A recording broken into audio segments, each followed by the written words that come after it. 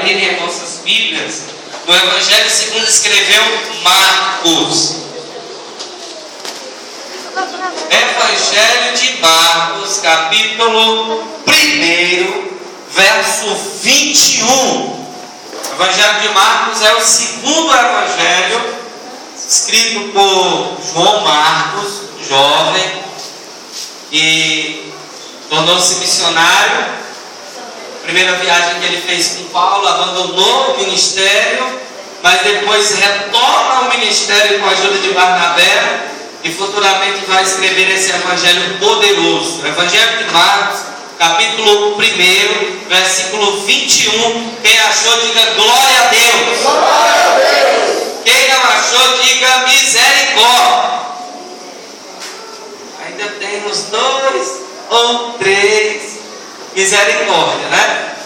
Mas tá bom, irmãos estão perdoados. É o segundo livro do Novo Testamento, facinho, facinho. Amém?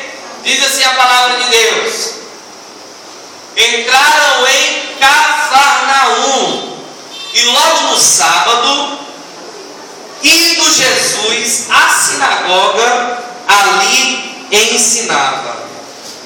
Maravilharam-se então da sua doutrina, porque ele ensinava como tendo autoridade. Diga autoridade. Autoridade. E não como os escribas. E estava na sinagoga deles um homem com um espírito imundo, que clamou dizendo: que temos contigo, Jesus Nazareno? Vieste destruir-nos? Bem sei quem és, o Santo de Deus. Então Jesus repreendeu e disse: cala-te e sai dele. Então o espírito imundo, agitando e clamando com grande voz, saiu daquele homem. E todos aqueles que viram isso se admiraram, a ponto de perguntarem entre si, dizendo: que é isto? Que autoridade é esta? Pois com autoridade ordena aos espíritos imundos, e eles lhe obedecem. E logo correu a fama de Jesus por toda a província da Galileia. Amém? Feche seus olhos em nome de Jesus. Querido Deus e amado Pai, nessa noite, meu Senhor, nesta hora, nós vamos ouvir a Tua palavra. Eu te peço que o Teu Espírito Santo venha abençoar a cada um de nós que está aqui, Senhor. Beleza, meu Pai, que da mesma maneira que o Senhor ensinou naquela sinagoga, que o Senhor possa ensinar para nós aqui nesta noite. Pai amado, tira do nosso coração tudo aquilo que bloqueia o pleno conhecimento, o pleno entendimento da Tua palavra. Espírito Santo de Deus, toque em cada um de nós nesta noite. Toca neste jovem, toca nesta moça, toca nesta senhora, toca neste homem. Meu Deus e meu Pai, que nós saiamos daqui alimentados pela Tua palavra. Deus amado, Deus querido, abençoe, meu Deus, esta igreja. Meu Deus, meu Pai, cerca esta igreja com os Teus poderosos anjos, que eles guerreiem as guerras do Senhor, e que o nome de Jesus seja glorificado aqui nesta noite. Eu oro e te peço para a glória do Teu nome, Senhor. Amém e amém. A igreja pode sentar em nome de Jesus. Amém. Queridos irmãos, nós conhecemos um pouco de trânsito, porque aqui na nossa cidade já é uma cidade não de um porte pequeno. Não é tão grande, mas também não é tão pequeno. E aqui em Iguatu, de acordo com algumas pesquisas, nós temos a 7ª maior frota de carros do estado do Ceará. A 7ª. Não tem muito carro. Tanto que às vezes talvez alguém que queira estacionar lá no centro não consegue, tem dificuldade. E por causa disso, alguns guardas de trânsito fazem as blitzes. e coloca aqueles cones nas estradas, nas ruas, em alguns pontos estratégicos, para trabalharem em prol da segurança do trânsito da nossa cidade. Isso é fato. O que acontece, queridos, é que quando a gente vai com o nosso transporte, dirigindo de moto ou de carro, que a gente vê aqueles cones, que a gente vê aquele homem, ou talvez até uma mulher fardada, talvez com uma prancheta na mão, uma caneta na mão, um apitozinho na boca, que ela estende a mão, ele estende a mão para nós. Por mais veloz que a gente vá, a gente pisa no freio, a gente breca o carro, a gente para a moto. Por quê? Porque aquela pessoa está fardada, e aquela farda é a representação de uma autoridade. Vá qualquer um de nós aqui sem farda, sem nada, botar a mão lá no centro, o carro passa por cima, né? Não tem ninguém que pare, não. Nem na faixa de pedestre o pessoal para. Imagine sem ser na faixa de pedestre. Se fosse a farda, se fosse a autoridade, pode ter um apito, pode estender a mão, a pessoa passa por cima. Não para, né? Por quê? Porque não tem autoridade. O que faz o motorista parar é a autoridade. Amém? Amém. O que é que faz o motorista parar? Autoridade. A autoridade. Quando a gente vê um policial, um bombeiro, um guarda de trânsito, quando a gente vê alguém do governo com uma farda, a gente logo identifica que é uma autoridade que merece ser respeitada. Amém? Amém. E nós temos na nossa sociedade várias autoridades que, se a gente desrespeitar, a gente vai preso, porque nós não estamos desrespeitando um ser humano, nós estamos desrespeitando o governo que aquele ser humano representa. Eu quero dizer para os irmãos que a maior autoridade não é o juiz, não é o prefeito, não é o governador, não é o Demutran, não é a polícia, não é o corpo de bombeiros. A maior autoridade não é o presidente dos Estados Unidos, não é a presidente do Brasil. A maior autoridade é Jesus, o Filho de Deus. Ele controla o céu, ele controla a terra e até o inferno. Para agir, deve agir sob permissão dele, porque quando ele manda, porque ele tem autoridade, todas as coisas se submetem. Amém, irmãos? Amém. Inclusive a Bíblia diz que Deus, ele controla até o mar. Quem é que já foi na praia? Não é bom estar na praia? Aí quando você vai para a praia a primeira vez, que vem aquelas ondas, aí você fica pulando as ondas, né? Fica pulando as ondas, aí fica imaginando, meu Deus, o que é que faz essas ondas virem? O que é que faz essas águas irem e virem?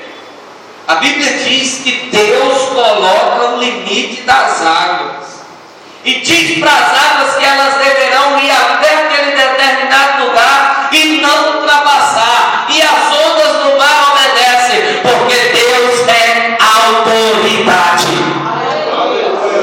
Amém, queridos? Então, Deus é a autoridade e Jesus é a encarnação dessa autoridade, é a representação desse governo. Eu quero, com o texto que nós lemos aqui, depois dessa introdução, falar a respeito da autoridade de Jesus. É interessante nós entendermos a autoridade de Jesus por dois motivos. Primeiro motivo, porque nós vamos identificar que servimos a um Senhor que é poderoso. Esse é o primeiro motivo. Alguns crentes, infelizmente, acabam esquecendo de que servem a um Deus que é poderoso. Mas eu quero dizer para você que o meu Jesus e o teu Jesus é uma autoridade. E quando ele manda, o inferno tem que obedecer. Segundo motivo, por que nós devemos conhecer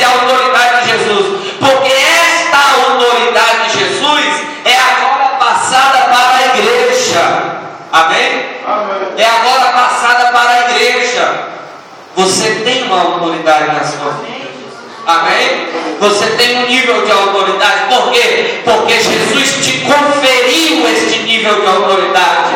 Os demônios, eles têm que se submeter. Por que os demônios têm que se submeter? Não é por causa da gravata, não é por causa da roupa, não é por causa do perfume, não é por causa do saber. Os demônios têm que se submeter, porque Deus compartilha com você a autoridade de Cristo. Por isso, quando você manda, o inferno tem que obedecer, porque você é representante dessa autoridade. Quantos estão entendendo? Digam amém. O texto que nós lemos diz que Jesus estava em uma cidade estratégica chamada Cafarnaum, uma cidade marítima, uma cidade praiana e uma cidade onde o comércio era muito grande. Só que quando Jesus chega nessa cidade, ele não vai para a praia, ele não vai para o comércio, ele vai para a sinagoga. O que era a sinagoga? A sinagoga era muito parecida com este templo aqui. Os judeus se reuniam na sinagoga, de preferência no dia de sábado, para cantarem os salmos e para lerem as escrituras. Eles cantavam salmos e liam as escrituras e faziam as suas orações na sinagoga. Por quê? Porque o templo estava em Jerusalém. O único templo legalizado da época estava em Jerusalém. Aí o que é que os judeus fizeram? Criaram sinagogas para, a partir delas, ensinarem a palavra de Deus. E Jesus vai nesta sinagoga e a Bíblia diz que Jesus ensina na sinagoga. Então a gente aprende algumas coisas interessantes aqui, porque Jesus, como nós pregamos na semana passada, no domingo passado, ele priorizava o ensino a respeito do reino de Deus. Ele ensinava ao povo o que era o reino de Deus. Ele ensinava às pessoas o que era o reino que Deus havia estabelecido e que Deus queria compartilhar com o povo. E ele vai na sinagoga. Agora no versículo 22, você que leu comigo, a Bíblia diz assim: eles se maravilharam da doutrina de Jesus, porque ele ensinava com autoridade e não como os escribas. Redobre a sua atenção. Aqueles judeus, eles já estavam acostumados a estudarem com pessoas inteligentes. Eles já estavam... Aleluia, esse microfone está falhando, né? Prepara para mim esse do cabo comprido maior, Paulo, por gentileza. Ele está cortando assim. Glória a Deus. Jesus ensinava diferente daqueles escribas. Amém? Ele priorizava o reino de Deus. Aleluia. Vamos ver aqui. Glória a Deus. Aleluia. Amém. Glória a Deus. Amém. Até minha voz ficou mais bonita com isso aqui, viu? Amém. Aqueles homens estavam acostumados a ouvir pessoas inteligentes falar. Mas só que eles ainda não haviam tido a oportunidade de ouvir Jesus falar. Eu quero que os irmãos prestem bastante atenção nisso. Por quê, irmãos? Porque muitas vezes nós escutamos o homem falar. Nós escutamos o homem ensinar. Mas realmente o que importa é ouvir Jesus falar. É ouvir Jesus ensinar. Eu quero dizer para você, meu irmão, minha irmã, que tudo que você sabe, tudo que você conhece a respeito do reino de Deus, só terá poder e só terá graça na tua vida se você tiver ouvido de Jesus. Se você tiver aprendido com Jesus. Segunda coisa que esse versículo 22 nos ensina é que Jesus sempre nos surpreende. Ele sempre ultrapassa o nosso conhecimento humano. Ele sempre extrapola os nossos conceitos. Porque nós pensamos X, mas Jesus ele ultrapassa X. Nós pensamos algo na nossa mente que nós já conjecturamos ser grande. Mas o grande para nós, para Jesus é pequeno. Você mas aqueles homens já tinham tido a oportunidade de ouvir a palavra de Deus, mas não tinham tido a oportunidade de ter o encontro com Jesus. Quando eles tiveram o encontro com Jesus, a vida deles foi diferente, a vida deles foi mudada. E eu quero dizer para você que Jesus quer um encontro contigo nesta noite. Ele quer te visitar, Ele quer abençoar a tua vida, Ele quer trabalhar no teu coração, Ele quer te ensinar, e você vai se maravilhar com o ensinamento de Jesus, porque o ensinamento de Jesus é superior, o ensinamento de Jesus é maravilhoso, o ensinamento de Jesus é poderoso, e eu quero aprender com Ele. Aleluia! Eles disseram: esse homem é diferente, ele não é como os escribas, ele não é como os religiosos. Inclusive, irmãos, o discurso de Jesus nunca foi um discurso religioso. Existiam 3 grupos de religiosos na época, aliás, 4 grupos. Os essênios. Quem eram os essênios? Eram aquelas pessoas que diziam que o homem tinha que se separar de tudo, tinha que viver no deserto, não podia viver em comunidade. Por quê? Porque a santidade significa separação. Hoje a gente tem muitos essênios por aí, pessoas que dizem que não pode assistir televisão, que não pode fazer isso, que não pode fazer aquilo. Tinha os zelotes que diziam que o poder tinha que ser tomado na base da espada. Eles eram religiosos. Hoje são aqueles tais terroristas, podemos dizer assim, que querem colocar a religião deles pela força. Tinha os saduceus. Qual era o problema dos saduceus? Porque eles liam as escrituras, mas eles tiravam das escrituras. Eles não pregavam as escrituras na totalidade. Em contrapartida, tinham os fariseus, que eles pregavam as escrituras não como ela era, acrescentava. Enquanto os saduceus tiravam, os fariseus acrescentavam. Mas Jesus, vamos olhar para Jesus. Jesus, ele veio para ensinar a vontade de Deus. Aleluia. Jesus, ele veio para trazer o reino de Deus. O discurso de Jesus não é religioso. O discurso de Jesus não é um discurso mecânico. O discurso de Jesus não é um discurso sem vida. O discurso de Jesus é um discurso com vida. O discurso de Jesus é um discurso com graça. O discurso de Jesus é um discurso com alegria. E eles se identificaram e disseram assim: esse Jesus é diferente. Aleluia. Quem conhece esse Jesus diferente da religião? Diga glória a Deus. E eles disseram: esse homem tem autoridade. Então, o primeiro ponto da autoridade de Jesus é a autoridade para ensinar. Autoridade para ensinar. Agora, no verso 23, a Bíblia diz assim: então veio para a sinagoga um homem que estava com espírito imundo.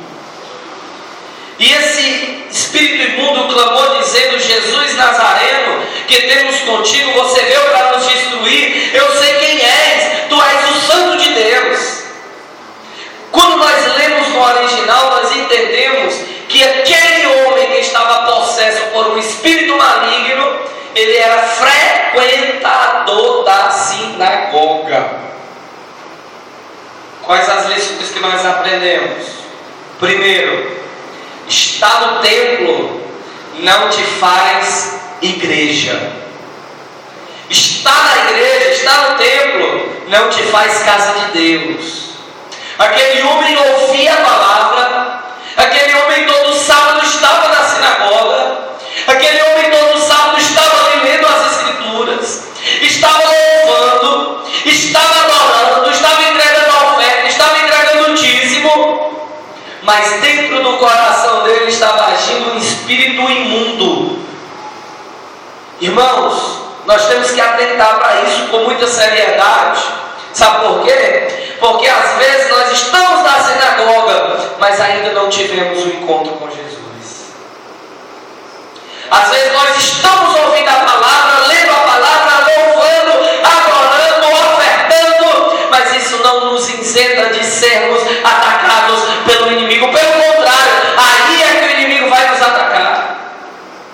Segunda lição que nós aprendemos: o poder maligno é real. Às vezes as pessoas dizem: aquilo foi obra de um vagabundo, aquilo foi obra de alguém má, aquilo foi obra de um assassino, de um estuprador. Mas por trás existe uma obra maligna, demoníaca, porque Satanás, ele é real. Veja que a Bíblia diz em João 10:10 que o diabo veio para matar, roubar e destruir. Em João 8:37 a Bíblia diz que o diabo é mentiroso e pai da mentira. A palavra diz lá em Apocalipse capítulo 13 que ele é um dragão. Em 1 Pedro capítulo 5 versículo 8 diz que ele é um leão que ruge querendo matar. Em Gênesis capítulo 2 diz que ele é uma serpente. Em Isaías o profeta diz que ele era querubim ungido, mas foi destituído do seu cargo porque quis tomar o lugar de Deus. E em Apocalipse 17 diz que quando ele foi expulso do céu, ele arrastou consigo a terça parte das estrelas do céu, cada estrela representando um anjo. Ou seja, ele conseguiu enganar 1/3 dos anjos que serviam a Deus. A Bíblia diz em 1 Coríntios capítulo 14 que ele é tão sagaz que ele se transforma em anjo de luz para enganar as pessoas. Ele não aparece com chifre, ele não aparece com cauda, ele não aparece com capa preta, ele não aparece com dente de vampiro, ele aparece bonito igual um anjo, para enganar, para ludibriar. O poder maligno não é real. O poder maligno é atuante. O poder maligno, ele trabalha para afastar o homem de Deus. Mas eu quero dizer, o Espírito Santo é mais poderoso, aleluia. A palavra de Deus é mais poderosa. O nome de Jesus é mais forte, é mais poderoso para destruir toda a ação demoníaca. Então esse espírito maligno estava atormentando este homem que estava na sinagoga. Terceira lição que aprendemos: o diabo, ele reconhece a autoridade. Porque quando o demônio viu Jesus, até aquele momento Jesus não tinha aparecido na sinagoga. Então o diabo estava confortável ali naquele lugar. Mas quando Jesus apareceu, o diabo ficou desconfortável. Porque aonde Jesus está, o mal tem que sair. Aleluia. Aonde a luz brilha, as trevas batem em retirada. Então, queridos, outra coisa interessante que nós podemos aprender: o poder maligno pode se esconder na vida de alguém. Até aquele momento as pessoas da sinagoga olhavam para aquele homem e viam ele como um homem de Deus, viam ele como um santo de Deus, viam ele como uma pessoa consagrada, mas mal sabia que dentro do coração dele havia um espírito maligno agindo.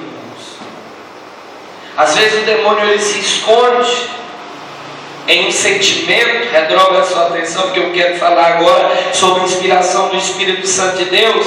Às vezes alguém te magoou, às vezes alguém te entristeceu, às vezes alguém armou contra você, às vezes alguém fez algo que magoou e feriu teu coração, e você abriu o coração para esse sentimento. O espírito maligno utiliza-se disso para poder achar uma brecha para entrar na tua vida. Por isso que lá em Efésios 4:27 Paulo diz: não dê brecha para o diabo. Não dê brecha para o diabo. E aquele espírito maligno estava escondido até aquele momento. Mas, irmãos, não tem nada que Jesus não veja. Não tem nada que Jesus não veja. Aleluia. Aleluia. Eu quero dizer para você que Jesus está olhando para dentro do teu coração e para dentro do meu coração aqui nesta noite. Aleluia. E eu quero profetizar sobre esta igreja, que se houver algum sentimento mal, se houver alguma seta maligna, se houver alguma obra do maligno, nesta noite o Senhor Jesus vai tirar, nesta noite o Senhor Jesus vai quebrar, porque Ele vê aquilo que os olhos humanos não podem ver. Aleluia. Gente, olha, eu gosto de dar esse exemplo. Os irmãos sabem que é pichilinga, né? Quem sabe que é pichilinga? Que pichilinga é aqueles insetinhos pequenininhos que é o piolho da galinha, né? Jesus vê uma pichilinga em cima de uma pedra de mármore preta, dentro de um quarto, com a porta fechada e com a luz apagada. Ele vê todas as coisas.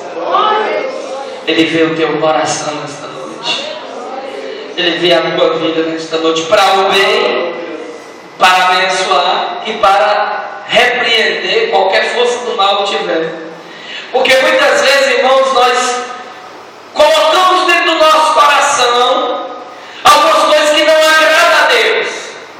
Mas Jesus identifica aquilo que não pode estar na nossa vida e remove pelo seu poder. Aleluia. Irmão Paulo falou a respeito de pessoas que na época do mundo praticavam práticas pecaminosas e vêm para a igreja, e às vezes as pessoas do mundo dizem assim: depois que fez tudo de errado, eles agora querem ser santos. Querido, não é porque nós queremos ser santos, é porque Jesus nos escolheu, e o passado é apagado pelo sangue de Jesus, e o pecado é removido pelo poder de Deus, e o erro é tirado, e o homem é transformado. Aleluia. Então o demônio identificou Jesus como autoridade. Eu quero até falar isso também para os irmãos, que no mundo espiritual existe demônios que conhecem quem tem autoridade e quem não tem. A exemplo disso, vou dar um exemplo para os irmãos. Lá em Atos dos Apóstolos diz que um homem foi querer expulsar um demônio, 7 homens. Aí disseram assim: sai em nome do Jesus que Paulo prega. Aí o demônio disse desse jeito: o quê? Eu sei quem é Jesus e conheço Paulo. Olha só. Mas vocês, quem são que querem nos expulsar? E a Bíblia diz que o demônio pulou em cima desses 7 homens, deu uma surra neles e ele saiu fugindo nu e envergonhados. Por quê? Porque eles não tinham autoridade. Mas eu quero dizer que você tem autoridade. Aleluia. Você tem autoridade em Deus na tua vida, em nome de Jesus. Aleluia. Em contrapartida, nós vemos o apóstolo Paulo pregando a palavra de Deus em Filipe, e de repente um espírito de adivinhação que oprimiu uma jovem começou a falar a respeito dele, começou a dizer a vida dele, e Paulo identificou e disse: eu te repreendo em nome do Senhor Jesus Cristo. E o demônio saiu e nunca mais atormentou aquela mulher. Por quê? Porque reconheceram a autoridade espiritual. Amém, queridos? Quantos estão entendendo a mensagem do amém? A Bíblia fala de Daniel, que Daniel orou quando o anjo veio para Daniel. O anjo olha para Daniel e diz: Daniel, você é um homem querido, você é um homem amado. Lá no céu todos os anjos te conhecem. Autoridade. Autoridade que Deus confere ao seu povo. Autoridade que Deus confere aos seus servos. Então, irmãos, eu quero dizer, aproveitar, use a autoridade que Deus te deu. Lá na tua casa, lá na tua família, lá no teu trabalho. Uma vez o irmão chegou para mim e disse: pastor, lá em casa o diabo está tocando sério, está casando e batizando. Irmãos, autoridade. Usa a autoridade que Deus te deu. Repreenda todo o mal. Olha na tua casa, na sala, na cozinha, no quarto. Expulsa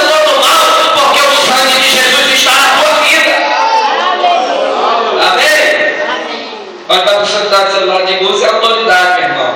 Use a autoridade. Amém? Use a autoridade, não seja frouxo não. Amém? Eu não sei se você já viu, irmãos, quando um policial vai fazer uma revista em alguém. Eu já vi, eu estava em um determinado lugar e de repente lá vem a polícia fazendo a revista e eu só olhando de longe. O policial não chega assim e diz assim: por favor, vire de costas para me fazer a revista em você. Não, ele não diz não. Ele diz: bora, vire de costas aí, meu amigo. Abra as pernas. Aí o cara fala assim: abra as pernas. Por quê? E o cara não diz nada não. Porque é autoridade. Deus colocou autoridade na tua vida. Deus colocou autoridade. Eu me lembro de um livro que eu li há um tempo atrás, em que o autor ele estava dizendo que Deus estava dando uma visão para ele. Aí de repente ele começou a ver um demônio na frente dele e ele não estava compreendendo a visão, porque aquele demônio estava assim. Aí ele dizia: Senhor, expulsa esse demônio. Senhor, repreende esse demônio. Senhor, expulsa esse mal. Aí, e nada, mas Senhor, por que o Senhor não tira esse demônio? Aí Jesus disse para ele: meu filho, eu já te dei o poder e a autoridade. Aí ele disse: Jesus já me deu. Demônio, em nome de Jesus, saia. E o demônio saiu. Ele estava pedindo uma coisa que não era para Deus fazer, era para ele fazer, porque na vida dele existia uma autoridade. Amém? Quando vocês estão entendendo, diga glória a Deus. Glória a Deus. O demônio identifica a autoridade de Jesus e diz: tu és um santo de Deus. Amém, irmãos? Eu quero dizer para os irmãos que o diabo ele identifica o nosso nível de autoridade. Às vezes você está aqui na igreja bonitinho, cheirosinho, com a Bíblia, ó, grande. Bíblia desse tamanho aqui, ó, desse tamanho a Bíblia. O diabo ele não tem medo de Bíblia grande, ele não tem medo de gravata, ele não tem medo de saia nem de cabelo comprido. Ele tem medo daqueles que andam na presença de Deus. Glória a Deus. Ele tem medo daqueles que vivem uma vida de santidade na presença do Senhor. Aleluia. E eu quero dizer, irmãos, que isso é motivo para nós colocarmos a nossa vida no altar. Porque a gente pode impressionar os homens, mas nem tudo que impressiona os homens impressiona a Deus. Quantos podem dizer amém? Amém. Jesus então repreendeu o demônio e disse: demônio, cala-te e saia dele. Essa palavra cala-te é seja amordaçado. Por que Jesus não fez uma entrevista com o demônio? Por que Jesus não deixou o demônio falar? Toda vez que Jesus ia expulsar os demônios, ele não deixava que os demônios se expressassem por muito tempo. Por quê? Por alguns motivos. Primeiro, porque Jesus queria que o povo acreditasse nele, não por aquilo que o demônio falava, mas por aquilo que ele ensinava e por aquilo que ele era. Aleluia. Jesus não queria testemunho de demônios. Ele queria que as pessoas crescem nele por aquilo que ele estava ensinando, por aquilo que ele era, e não por causa do demônio. Segundo motivo, porque Jesus não deixou que o demônio falasse, porque na sinagoga não é lugar para demônios. Na sinagoga é lugar para ouvirmos a palavra de Deus. Na sinagoga não é para os homens falar, não é para demônios falar, é para Deus falar. Então nós estamos aqui na frente, os que louvam, os que pregam, não é para que Ítalo apareça, não é para que Paulo apareça, não é para que Joana seja vista, é para que Jesus seja visto, é para que Jesus fale através do vaso de barro. Na sinagoga a palavra de Deus deve reinar. Amém, queridos? Amém. Jesus não aceitava testemunho de demônios. A palavra de Deus diz que o espírito imundo agitou e clamou em alta voz e saiu daquele homem. O nosso coração, irmãos, é como uma casa. Quando eu era criança eu vi um folheto. Nunca mais eu vi esse folheto. Eu queria ver para me guardar, porque foi através desse folheto que eu entendi muita coisa no mundo espiritual, muita coisa importante. Nesse folheto tinha um desenho de um homem, irmã Daniela. E tinha um desenho do coração do homem. E nesse coração do homem tinha, irmã Aureli, desenhado porco, desenhado um bode, desenhado uma cobra e desenhado um pavão. Cada um desses animais tinha uma representação. O porco simbolizava a imundície, o pavão simbolizava o orgulho, a cobra a presença de Satanás e o bode a sujeira, um animal mal cheiroso. E isso significa o coração do homem antes dele ter um encontro com Jesus. Redobre sua atenção. O coração do homem é como uma casa. Amém, queridos?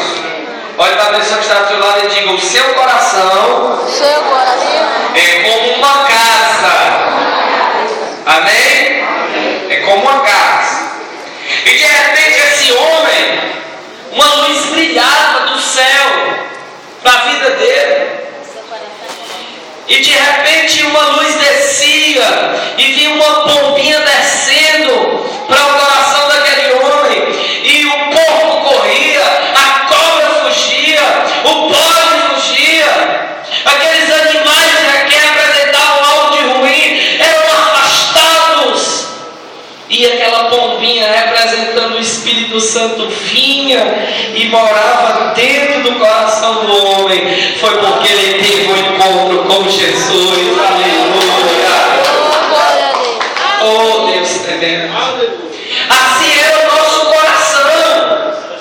Antes de termos um encontro com Jesus, a casa era habitada por aquilo que não era bom. A casa era habitada por aquilo que era mal. Mas agora o nosso coração é templo e morada do Espírito Santo de Deus.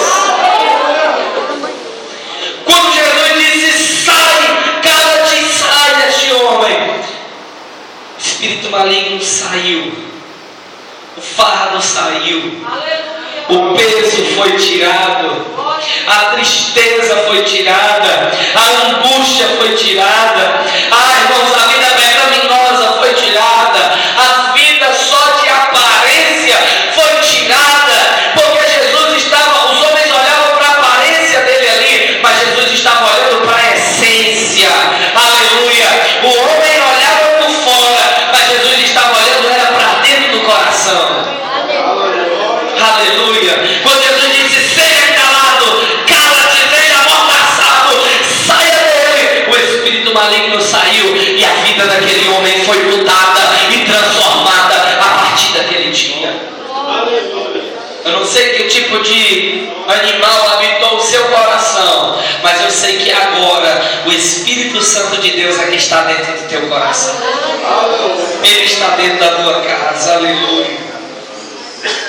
Continuando no texto, a Bíblia diz que ele clamou com grande voz e saiu dele. Por que é que eu digo que houve uma transformação? Porque toda a história em que um homem é liberto há uma transformação. A gente usa o exemplo do gadareno.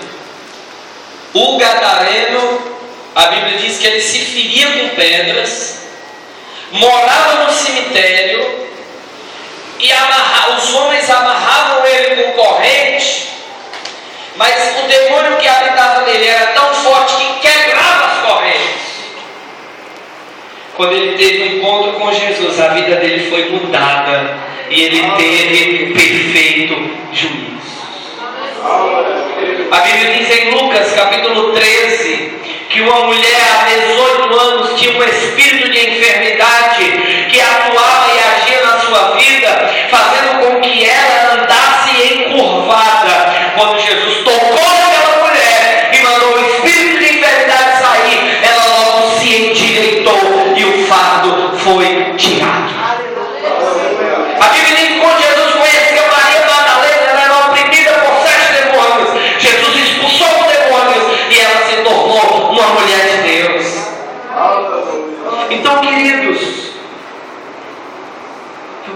dizer nesta noite que Jesus quer fazer o mesmo com cada um de nós.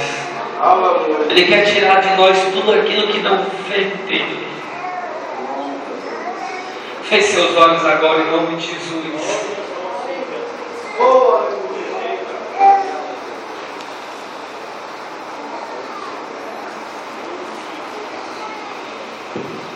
Você está na presença de Deus. Você está na presença de Deus.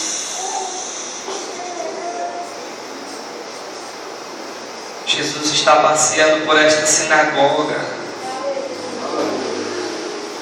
Jesus está passeando nesta igreja, nesta noite.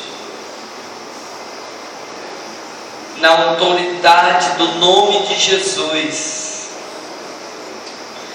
O mesmo Jesus que tinha autoridade para ensinar. O mesmo Jesus que tinha autoridade para expulsar os demônios. Eu dou ordem agora a todo mal que caia por terra agora, que bata em retirada agora. Todo espírito maligno que tem tirado o sossego. Este homem não tem dormido bem, esta mulher não tem dormido bem. Eu repreendo agora em nome de Jesus. E eu profetizo que sobre cada pessoa que está aqui,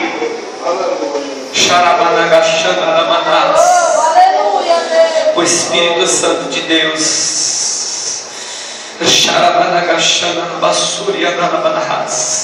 está passando neste lugar. Aleluia.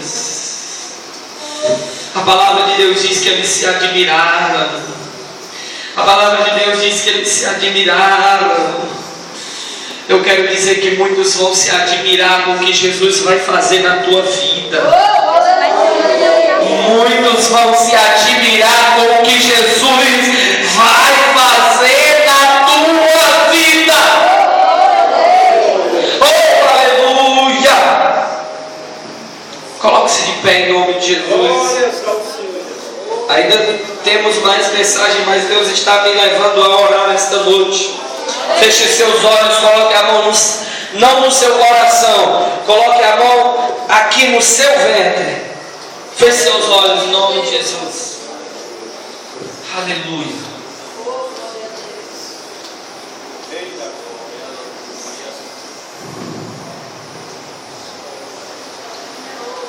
Em nome de Jesus. Eu oro por todas as pessoas que estão aqui nesta noite. Toda seta maligna agora seja quebrada em nome de Jesus.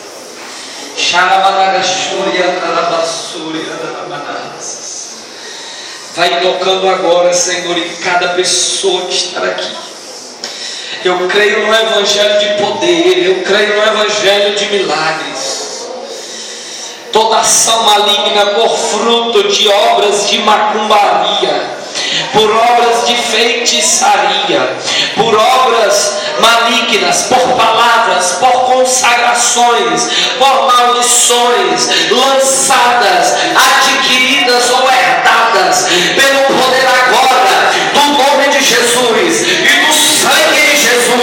O sangue de Jesus tem poder, o sangue de Jesus tem poder, o sangue de Jesus tem poder.